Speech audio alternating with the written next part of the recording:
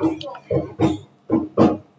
day, everyone, and welcome to today's training session. This is to officially welcome each and every one of you to this very session of our course, Solar Power System Installations. This is to welcome each and every one of you to this very first live class, very first live class session for this training batch on basic solar power system installations. Yes, you all are welcome. You all are welcome to VATField Tech. This course on basic solar power system installation started yesterday on our WhatsApp platform, and today we have moved it to a live session via Google Meet, where you are also going to be learning a lot. When we had the last class, we made sure to inform everyone on what is solar system, solar energy, solar power system. And we informed you all that solar power system is divided into two. On one hand, it tells you about your on one hand, it tells you about your energy need, and on the other hand, it informs you of your.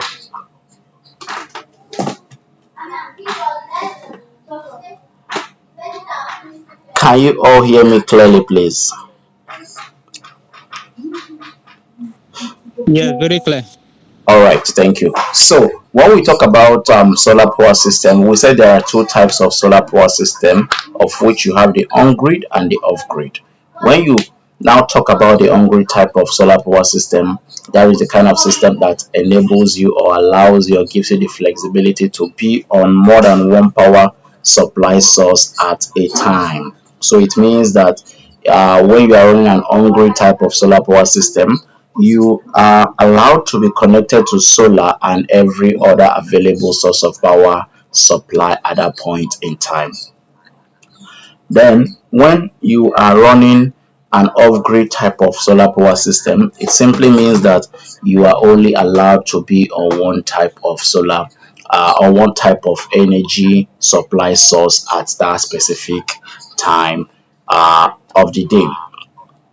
So, we moved on to introduce the various solar components, and we said there are basically four components used for your solar system setup: the inverter system, the solar panel, the charge controllers, and the battery system. We also went ahead to inform you all that there are other there are other there are other tools or gadgets which we call the safety tools and gadgets, which is used especially for the safety and protection of your solar solar system component. That is when you will be talking about your fuse, your breakers, earthing, 8 years, okay, which you can also use your manual changeover if you don't want to use the automatic changeovers. That will give you safety, protection, and security to your solar system. Now, at the end of that session, after we had given a breakdown of the do's and don'ts, even talked about the battery connections, which is also a key factor to you becoming a professional in this field, we also did well by giving you a breakdown of the complete system designs. When you talk about the complete system designs, we did so well by giving you a breakdown of how you can run your solar system, starting from the roof mount or ground mount or pole mount. So we gave a schematic diagram to that effect as well. Now, at the end of that session, some questions came in, and one of those questions is how can you be able to know the is how can you be able How can you be able to know the exact amount or size of solar panels to be used for your solar system installations? How can you be able to know the size of batteries? How can you be able to know the size of your charge controllers and other sizes of the solar component suitable for your solar system setup? And then we gave a basic answer and understanding to that particular question or questions. However, we also pointed out to a direction, which is the aspect of energy audit. Now, why are we here today? We are here today in this class to basically take care of that which we call energy audit. Yes, that is why we are here today. We are here to take care of what we call energy audit. What is energy audit? Energy audit is a design or a calculation which helps you to take care of the energy need of a facility on one hand, and then uses that same information to size your various solar components. Like we usually say, energy audit is divided into two. Energy audit is in two forms. On one hand, it helps you to know the energy need of your facility, and on the other hand, it also uses that information of the energy need of your facility to size your various solar components. What does that mean? It simply means that before you get to know the size of solar panel or size of battery or size of inverter systems to be used for your system installations, you are firstly expected to know the things that you intend to power up. What does your client want to power up? What size of facility is it? What are those appliances or loads that are in that facility? And so when we say energy need of a facility, it simply mean or tells you that uh, those loads that are in that facility, they consume an amount of energy in watts, which you are expected to use as a standard parameter or as a guide to size your various solar components. So let's take for instance, a client has the energy need of say 500 watt hour. Now you are to do the complete system design using 500 watt hour to know the size of inverter system suitable for that facility, know the size of battery system suitable for that facility, considering another standard parameter we call tolerance and backup time. You are also expected to use that same energy need of 500 watts. So size your charge controllers, size your solar panels, size your breakers, size your fuse, even the cables that you are expected to use for that your system installations, for your connections. You are also expected to size them appropriately. So you are expected to do a complete system design. So when you hear energy audit is all about system designs. When you hear system designs, it's all about you sizing your various solar components to suit the energy need of a facility in order for it to be to work efficiently. And like we usually say, we have a very popular proverb here, which we say, uh, an efficient solar system is a well designed solar system. Can everyone still hear me clearly, please?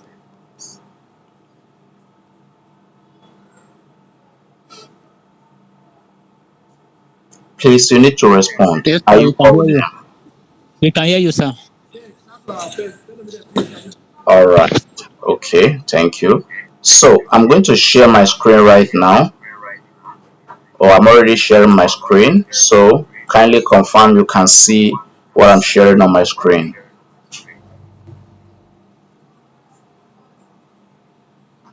Can you please confirm you can see my screen, please?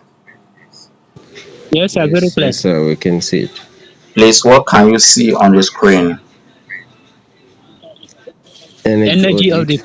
All right, thank you. Energy audit. That's what you expected to see. Please, if you are not seeing energy audit, it means that there is something wrong at your end. You need to check your network connectivity to be sure that you are receiving the right connection. Okay, because you need to see energy audit. You need to see energy audit. All right. Just like we have been discussing, just like we have been discussing on my screen, you can see that energy is the determination of the energy requirement for a building. It is the determination of the energy requirement for a building. It is a careful examination of the electrical loads. So it is a careful examination of the electrical loads. What I have been talking about earlier or since the beginning of this session, we said that energy audit helps you to know the energy need of your facility. The same thing is what you are seeing on my screen, which tells you that it is the determination of the energy requirement for a building through the process of careful examination of the electrical loads, because you need to know what you intend to power up before you can now be able to say, okay, this is the size of the solar system that can power up that expected size of loads. Energy audit helps you to prevent oversizing of your system, safeguard your electrical load from damaging, and saves you cost. Here right now, you can see that energy audit does three things for you. Basically, three things for you. It prevents your system from being oversized. It guarantees you safety and security, and also saves you cost. Now, we will take them bit by bit, and on the long run, discuss all of the parameters that have been listed out here right now. How does energy audit prevent help you to prevent oversizing of your system? Now, take for instance here, a client invites you to his house for for a solar system project, or a client calls you over, or let's say someone who is one of us here, let's say Mr. Joseph, who is one of us here, has called us to say, VatFuTech, you are in the world of solar installations. We said yes, we are in the field of solar installations. We can give him a very good system setup, and he says, okay, he needs to power up his facility using the solar system. And then, on hearing that he needs to power up his facility using the solar system, we just went ahead to say, okay, he will be needing 10 kVA. He will be needing 15 solar panels of 600 watts. He will be needing 15 kilowatt hour lithium battery. He will also be needing some protective devices and the rest of them. And on the long run, because Mr. Joseph can afford to pay for those things, he pays the money immediately. We bring it, we do the installation, the system works perfectly, and we leave. Have we done the job? Yes. But did we do it professionally? That is where the problem comes in. Due to the fact that we didn't take care of the very first thing we expected to take care of during the stage of installation, which is the design stage. We did not design the that solar system starting with the energy need, because Mr. Joseph can afford a 10 kVA system. We just got him a 10 kVA system without considering what he is powering up. So on the long run, if Mr. Joseph happens to just power up his television and his laptop, which does not consume, give or take, 500 watts, more than 500 watts, it means that we are generating a whole lot of energy that is not going to be used. We are generating a whole lot of energy which is going to be wasted, which is a wasted effort, which is a wasted resources. So it means that before you can do a proper system installation, you must have sized that system to work properly. Let's not take away the fact that these days there are ways that you can actually utilize your excess energy. Yes, by selling them. There are energy companies around now who can help you actually sell this your excess energy. Yes, they are around, but then the point still remains that you need to size the system that you are trying to power up properly. Now, how does energy audit save you costs? Let's now connect it preventing you from oversizing of the system to connecting it to saving you cost. When you size your systems properly, you get to buy the right size of system, you get to spend the right amount of money. But when you do not size it, you spend your money anyhow, and therefore you are going to incur more cost by doing so. So, what that simply means is that if Mr. Joseph on the long run only requires 500 watts of 500 watt hour of energy to be powered, while we have given him a 10 kVA system, it means that that 500 watt hour of energy requirement, we could have just given him 1 kVA or 1 kilowatt, which would be sufficient enough to power up that loads. And like you know, 1 kVA system is not at the same cost with one with 10 kVA solar system. So we need to be aware of all of these things. So when we talk about safety, we are going to discuss it on the long run. In summary, solar energy audit links the energy of your facility to the sizing of your various solar components, as we have been discussing already. Things to consider during solar energy audit. Here, you are meant to know that there are a list of things, there are considerations, there are parameters, there are conditions which you need to put into consideration, which you need to consider before you carry out a solar energy audit. One, the list of electrical appliances to be powered by the solar system, the power rating of the electrical appliances in watt, the daily running hours of the appliances, the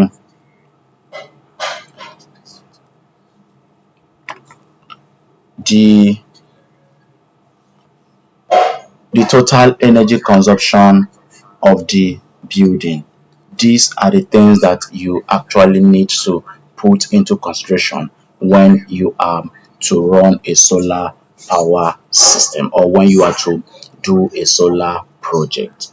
As an installer, as a solar engineer or technician, all of these things are very important to you during the stage of your system designs. Yes, and mind you, even if you are to use solar system design softwares, you still need to have a proper idea of all of these parameters to work with them.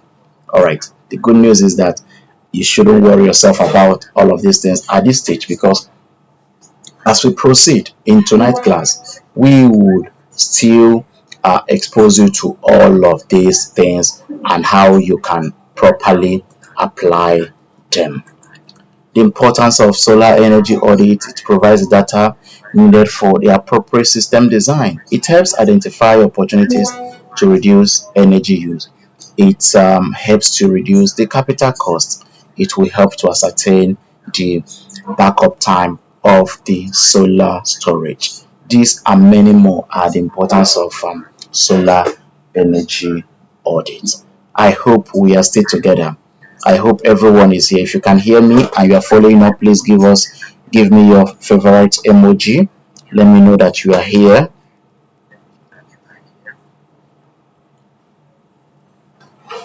Okay, thank you, Mr. Joseph. Thank you, Mr. Maxwell. All right, thank you, Mr. Futi.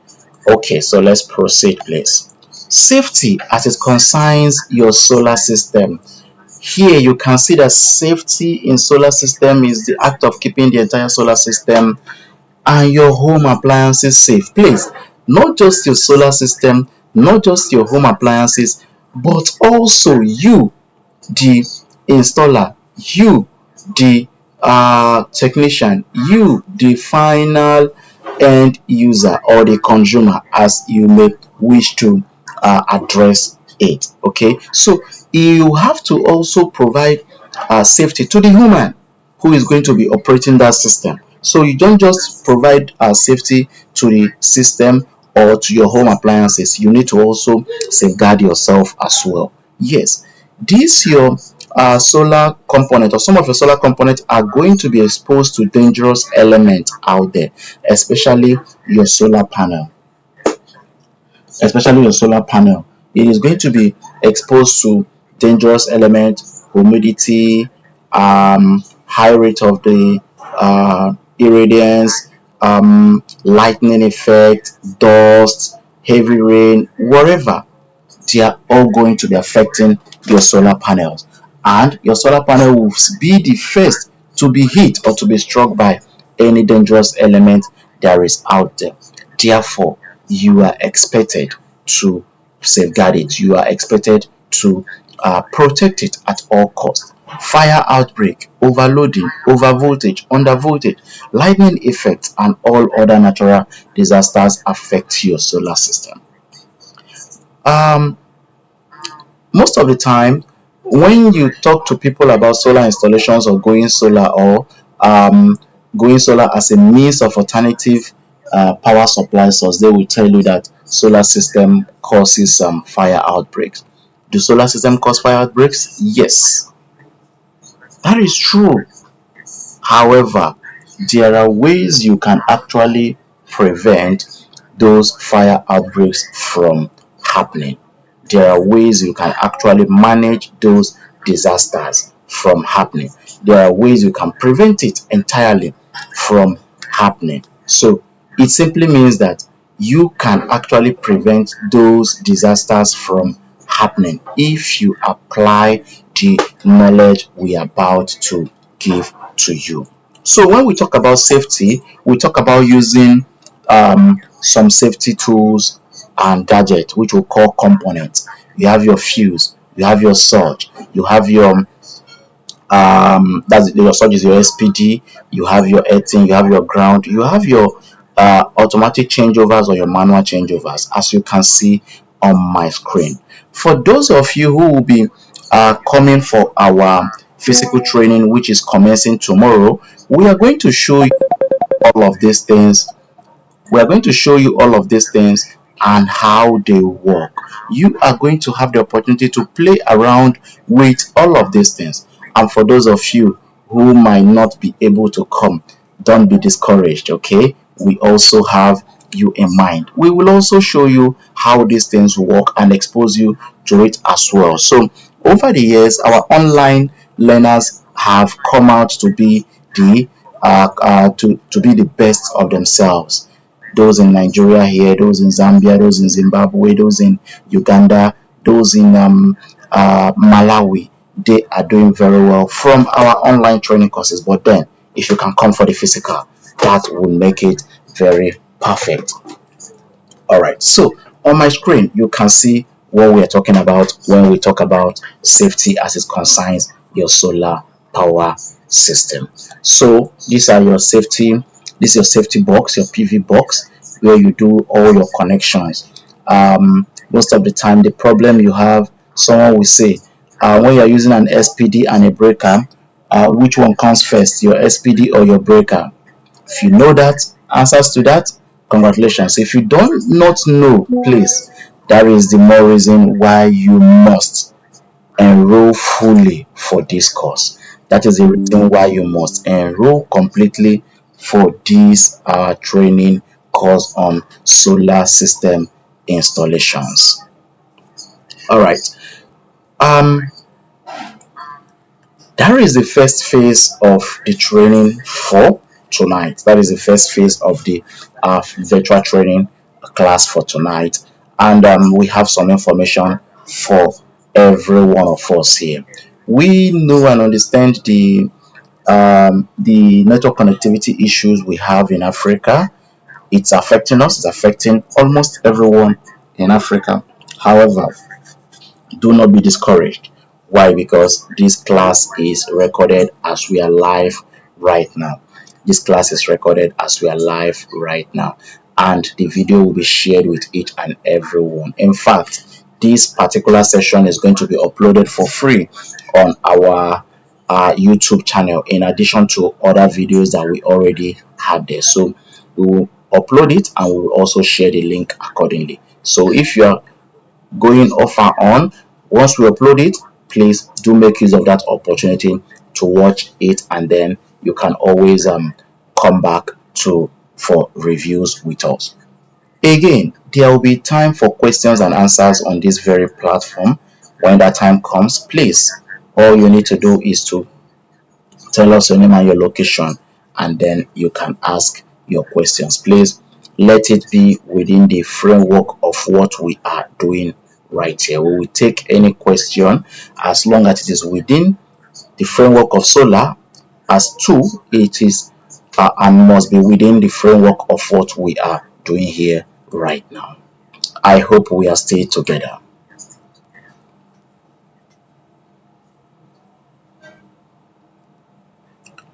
Okay,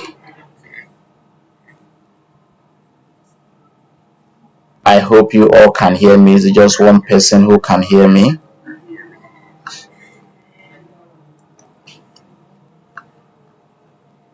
Yes, we can, sir. All right, thank you. So proceeding, let us now talk about the deal of the day: electrical load analysis. Electrical load analysis. Remember, we said we are going to be taking questions in this class. So it's not your time for questions. All you need to do right now is to put your questions in your writing materials, please. Put your questions in your writing materials, and when it is time, we will take it. We will take all of those questions. We will take all of those questions at once.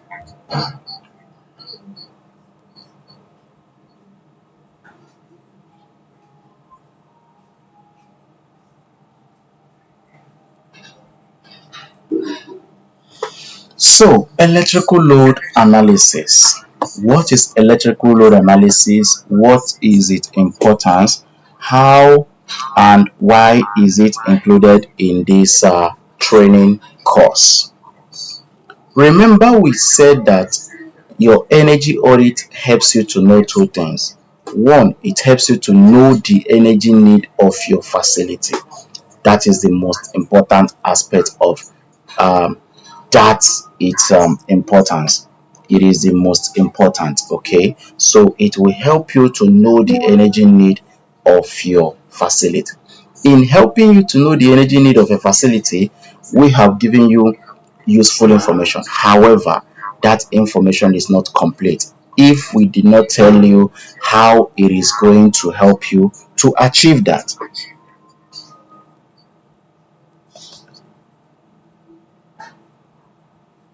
If it is um if it is uh or should I say, if we haven't told you how you are going to, or how you expected to get the energy need of a facility. So now we are looking at electrical load analysis. And electrical load analysis is the calculation, series of calculations, or the process of evaluating the energy needs of a facility. Is the calculation, series of calculations, or the process of evaluating the energy needs of a facility. So it means that for you to know the energy need of a particular facility, for you to know the um, energy being consumed by that facility, you need to go through the process of electrical load analysis. So, electrical load analysis is what we call a tool that will help you to know the energy being consumed by a specific facility.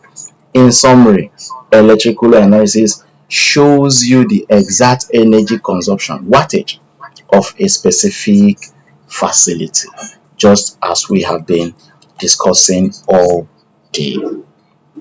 Questions to be asked before carrying out electrical load analysis. Just as we rightly cited earlier, um, you do not just um, buy this solar component and install. No, you need to have the basic knowledge. You need to do a basic system designs before you do that your installation. Generally, there are three questions you need to ask whenever you are to run a solar system project. Two principal questions and one as a bonus question. Okay, let's say again, Mr. Joseph has invited us for a solar system project. Right now, we now want to professionally handle that project. On speaking to Mr. Joseph or getting to his facility or getting to the site, the very first question we're to ask is to know the energy need of the facility. So we are going to ask Mr. Joseph, what is the energy need of that facility? If Mr. Joseph doesn't know this technical term or have no technical knowledge of what we're talking about, we can then tell him to give us a list of the various appliances he intends to power up using the solar system.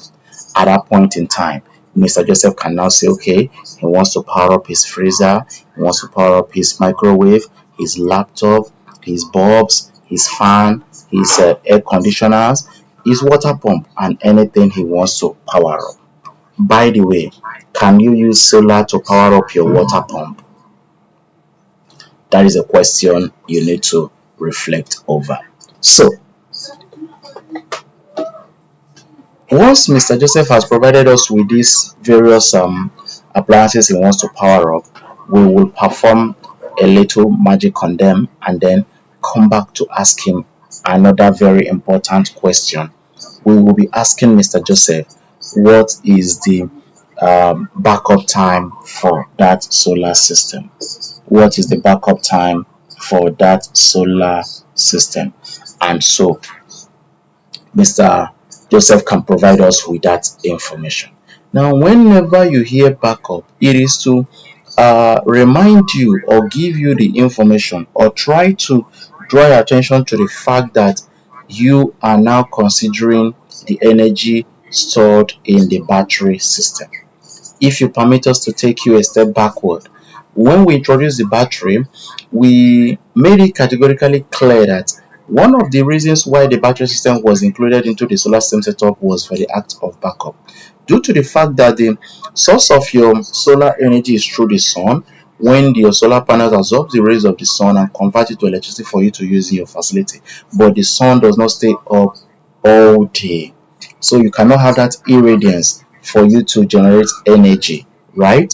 If that is very correct, then those times that Mr. Joseph might need energy in his facility and there is no sun, what then happens? His solar panels might not be able to produce enough charges for him to use.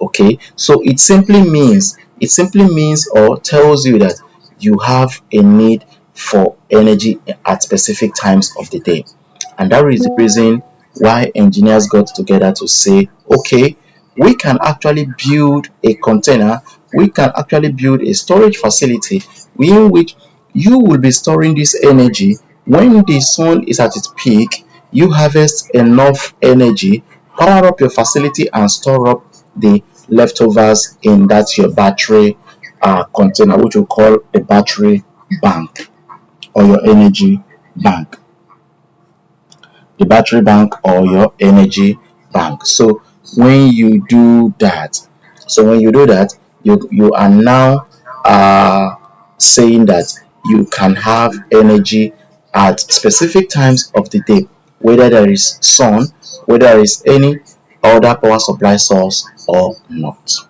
This backup time runs in hours: 1 hour, 2 hours, 3 hours, 4 hours. What you have to know is that the higher the backup time, the higher the cost of installing that system. Now we would ask the third question, the budget.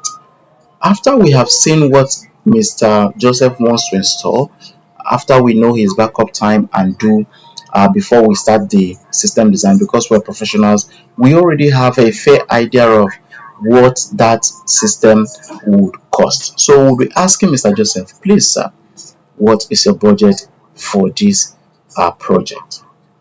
Or rather, or we can even do it this way. After you must have done the design and presented your results to Mr. Joseph, and Mr. Joseph is like, oh, this is quite expensive, I might not be able to afford this now. You can now ask, sir, what is your budget? Asking that question of what your or of the budget would help you know what your client really needs at that moment in time, and then you can give him the design based on what he has. Now you should also pay attention to this when you are giving your client to what he can afford at that point in time or at the moment. You should also make provision for upgrades. I believe you understand what that means. Importance of electrical load analysis. It ensures proper sizing of your system, it prevents overloading, it prevents fire hazards, and improves safety and efficiency of your system. Once again, it is only a well designed system that is an efficient system. This is a typical example of electrical load analysis table. Are we still together, please? If you are here, you can hear me clearly, and you're enjoying the lectures, please give us your favorite emoji. Let's know that you are here with us, please.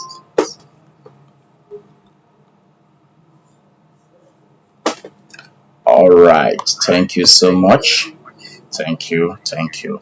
All right. So this is a typical example of what we call electrical load analysis, and that is what you are going to be making use of to carry out the electrical load or load audit on your client facility. But then there is something you should notice on this table.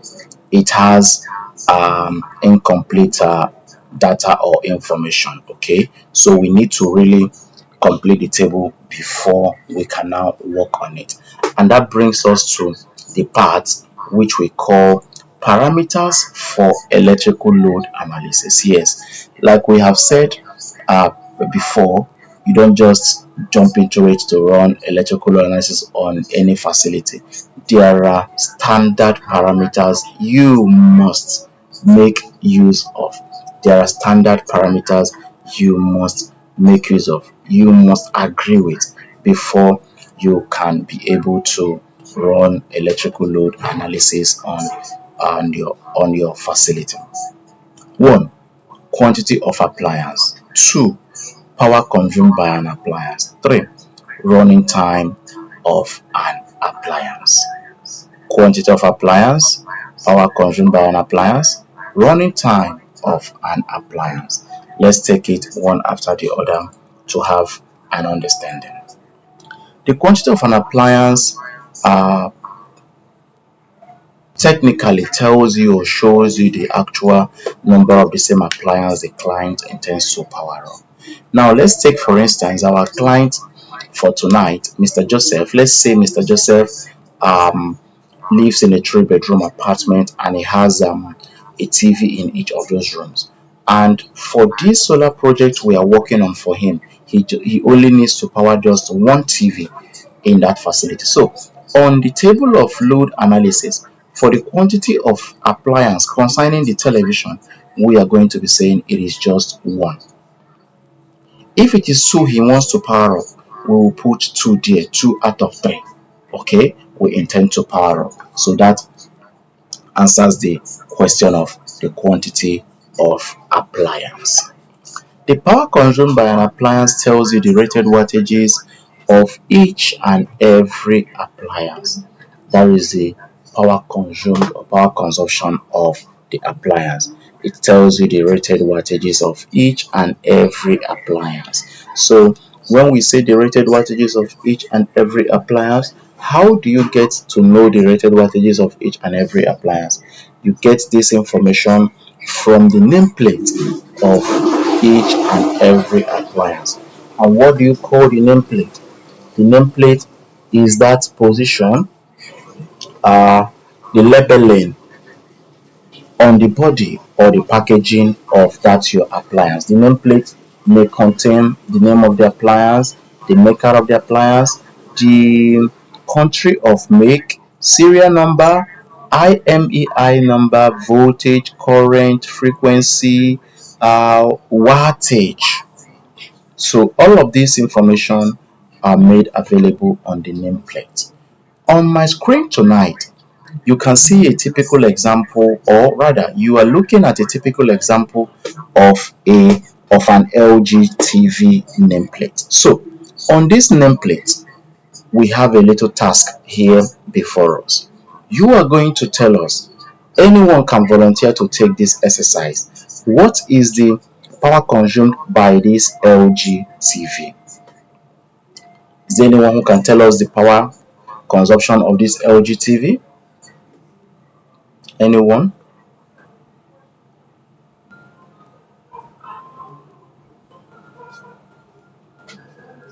Can anyone see the energy consumption of this LG TV from the explanation? Yeah, yes, sir, I can see it. Since I'm the client for tonight, I can see 195 wattage.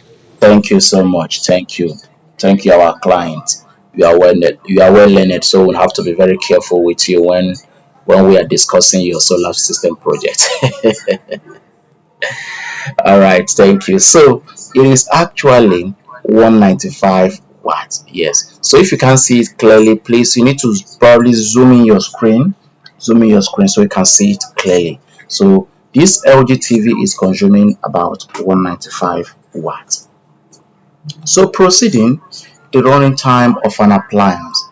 When we talk about the running time of an appliance, this tells you the specific length of time when the appliances will be powered up. That is what your running time tells you. It simply means that your running time only takes effect when your appliances are turned on. Yes.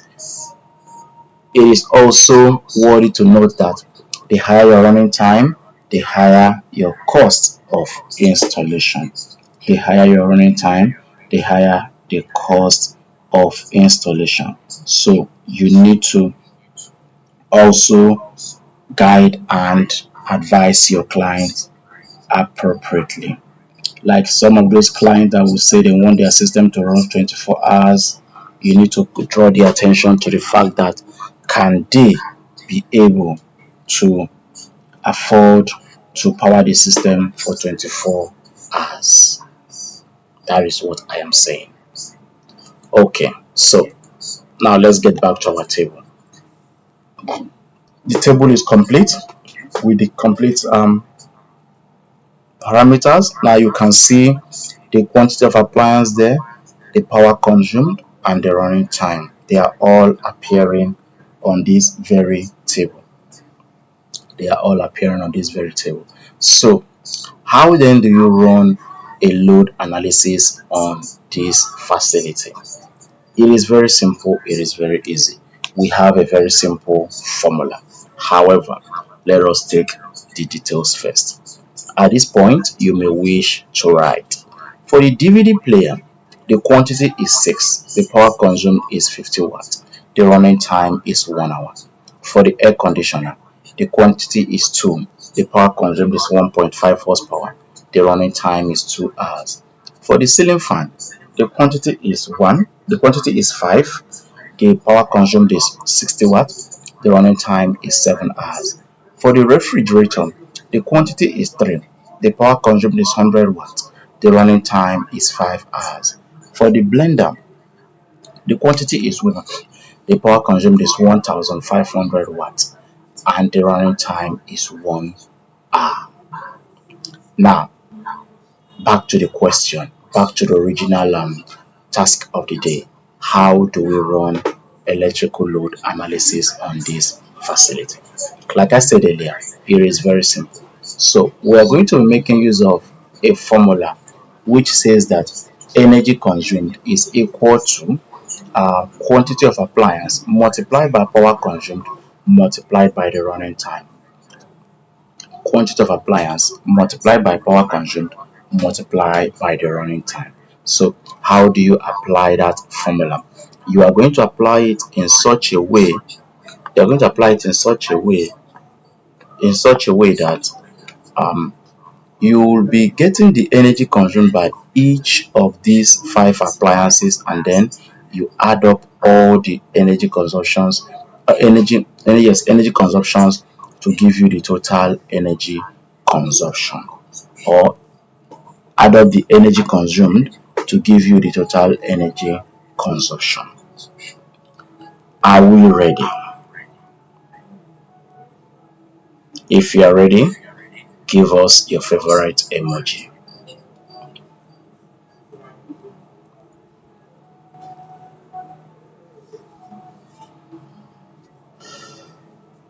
All right, thank you so much.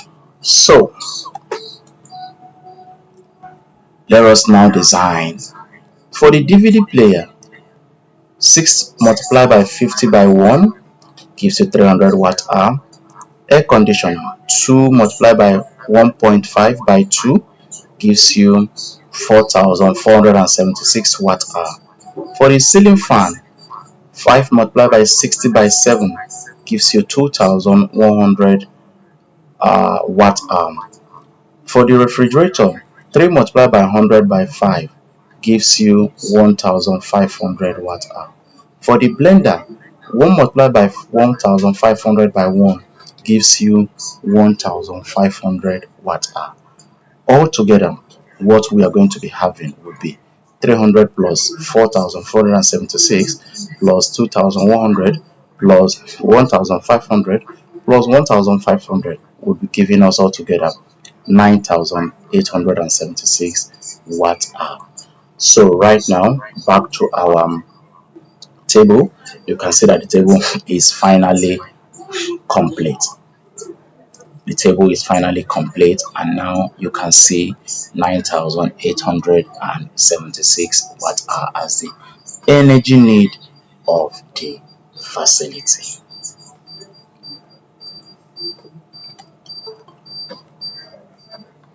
All right, questions please.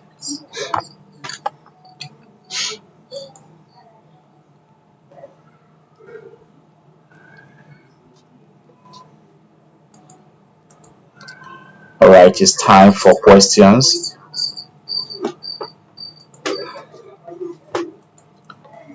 Remember the rule. You are expected to tell us your name and your location, then you can ask your questions please.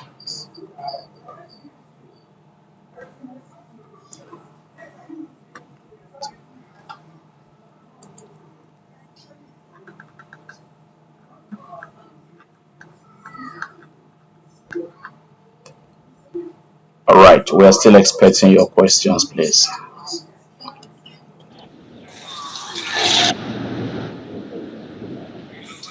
Hello, good evening. Yes, evening sir. Okay, I'm Michael from Benue State. Okay, my question is, sir, there are some appliances that don't have label. So how will you know the watts now? Like some television, they will not see any label at the back. So how will you know the energy consumption rate? Okay, so if we are to take that question, you are asking to know in the case that your appliance does not have a nameplate behind it, or you don't have the packaging again, the carton, how do you know the wattages? It's quite Yes, sir. okay, thank you. That is quite easy, Sam. That's quite easy, Mr. Michael. So what you're expected to do is you should at least have the name of that product, okay? And then when you have the name of the product, make the internet your best friend. Go on Google, type the name of that product, type the model which is written on the body as well. You will definitely get various energy consumptions. Give or take, add plus or minus 5 to whatsoever you have that you have seen for that specific model, then you are good to go. Then again, if it is the case that you do not have the wattage written, but you have access to the voltages and current being consumed by that appliance, you simply multiply the voltage and the current, which will give you the wattage. You can as well make good use of that, sir. I hope that is gotten, Mr. Michael. Yes, sir. Thank you very much. You're welcome. You're welcome. All right, we are still open to take more questions, please.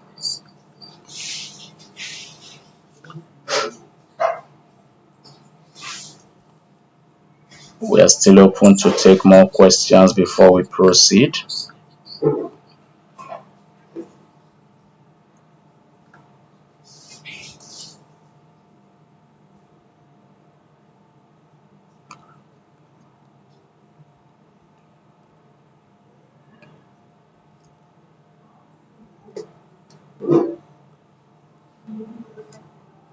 Are you guys there?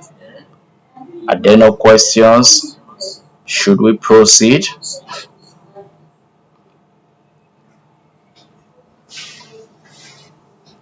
You need to respond so that we know that you are there, you can hear me clearly, you have no questions, and we can proceed. Let's proceed, sir. If there's no question. Okay, No questions, sir. all right. Thank you for that. It means that we have been able to do justice to that lecture. Therefore, we will be proceeding. In proceeding, it is now to enter fully the second phase of energy audit, which is using the information of the energy need, which is now 9,000 watt to size your solar inverter, solar panel, solar charge controller, solar battery, and your various solar safety tools and gadgets. Yes, that is what you are expected to do right now, and that is what we are expected to dive into right now so that we can walk every one of us through that process. However, this is where the training comes to an end. Yes, or like we usually say, this is where we put a full stop to the training. Now, putting a full stop to the training doesn't mean the training is over. No, it means that the training session, free training session is over, as you can see on my screen. Yes, so it means that the free training session is over. Remember, before the training commenced, we promised that this training is going to run for 2 days free, and then you are expected to pay your enrollment fees. Those who have paid the enrollment fees before now, we congratulate you all because you have nothing to worry about, because you are now going to be our main focus. You are the ones going to be receiving these lectures. While those who are yet to pay, you are mandated. You are expected to pay before you join the class. You already know how interesting, how informative the class is. So you need to pay at this point in time. It is a one-time payment for those who still have those kind of questions in mind to ask. How is the payment done? It is a one-time payment of which you are expected to pay the complete fee at once. And when it is paid, you send in your evidence of payment to the group for confirmation. Once it is confirmed, you are entitled to getting the training, uh, material, which are the PDF documents, and then these live class videos that we would I have recorded for you already. Two, you are now then going to be fully allowed to attend the live classes. Okay. Three, you are also um, open to mentorship. Now, that mentorship is if you face any challenge or challenges while you are in the field, you can always get across to us and we will do well to guide you as well. Finally, that your payment also covers a training certificate which you will receive at the end of this basic training course. For Nigerians, we are paying the amount of 5,000 naira, Zambians 300 Zambian kwacha, Ghana 300 Ghana cedis, Zimbabweans 12 USD, Liberians 12 USD, Sierra Leoneans 300 leons, Cameroonians 8,500 Cameroonian CFA. Please, if you are here, you've not heard your payment amount or method or platform, or you have questions related to payment, please, you can ask right now. If you have payment related questions, please bring it forward now. Let us look at it and then give you appropriate answers to it, please.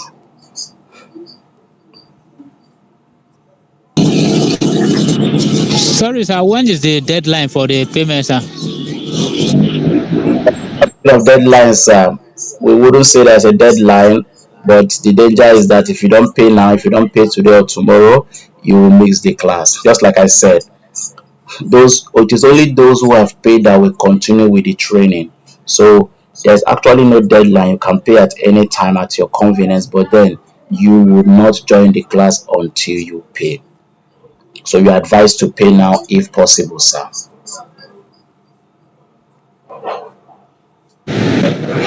Yes. Yes. Yes, sir. Yes, go ahead, please. Um, it's the 2 days because yesterday and today almost is 2 days. Is it part of the 7 days, or we have already started the 7 days class now? Okay, so it is part of the 7 days. So what you're left with is 5 days.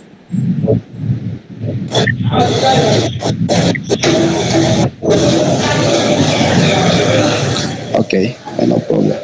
My last question for today, because I came late because of the internet problem I was facing in my country, Sierra Leone. So I don't know if the live session recording will be available in the group. Yes. So for this specific one, this class we are having right now is going to be made available to everyone. We're going to upload it on our YouTube channel for everyone to have access to it. Okay, sir. Thank you. Okay, we are still open to questions as it concerns payment, please.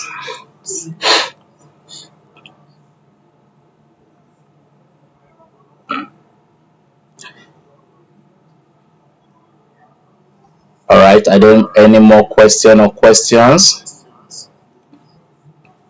So for those of you who are asking questions on the uh, payment method, please you can send me a private message right now, direct message right now, so that I can send you the payment details so that you don't have to scroll on the platform. Even though once the session ends, we are going to be sharing that payment information on the platform so that you just pick the one that is due to your country, make the payment, send in the evidence of payment for confirmation, and then you can join the class. Please note that the coming classes you might not get the link if you do not pay, because those who have paid, we are adding them to a different platform entirely, and that platform we are adding them is a premium class platform, and that is where we are going to be sending the link right now. So if we do not see your payment, you might not be seeing the live class link for the next training session.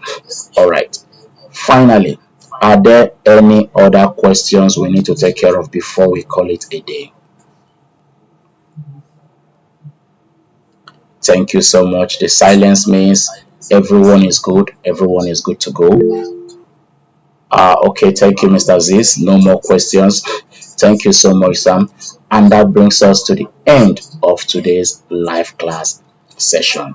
We wish to see all of you in the next training session. We have a whole lot packed up for you.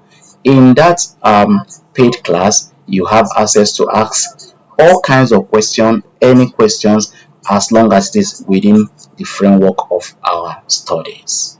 Have a wonderful night rest, everyone. Bye bye.